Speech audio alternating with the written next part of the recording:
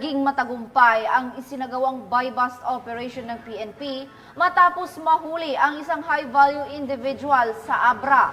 Narito ang ulat ni Patrol Woman Jomalyn Kakanindin. Arestado ng Abra PNP ang isang high-value individual sa ikinasang buy-bust operation sa Barangay Kabaruan, Danglas, Abra nito lamang ika-26 ng Hunyo taong kasalukuyan.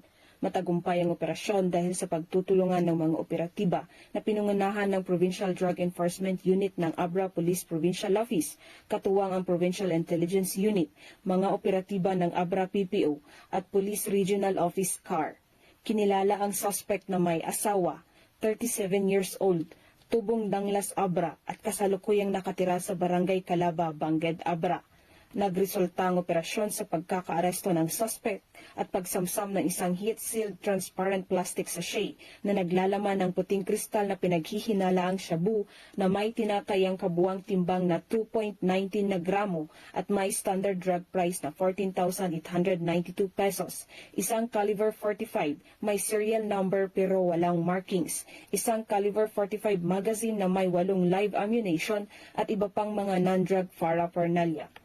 Isinagawa ang pag-imbentaryo sa mga nakumpiskang ebidensya sa lugar at sa harap ng suspect at ito naman ay nasaksihan ng mga kinatawan ng DZNS Media at isang barangay kagawad.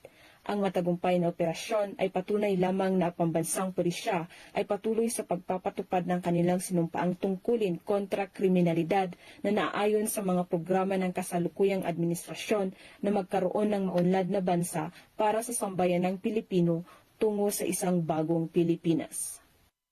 Mula dito sa rehiyon ng Cordillera, ako ang iyong PNN correspondent, Patrol Woman Jomalyn Kakanindin, alagad ng batas, tagataguyod ng Balitang Pulis.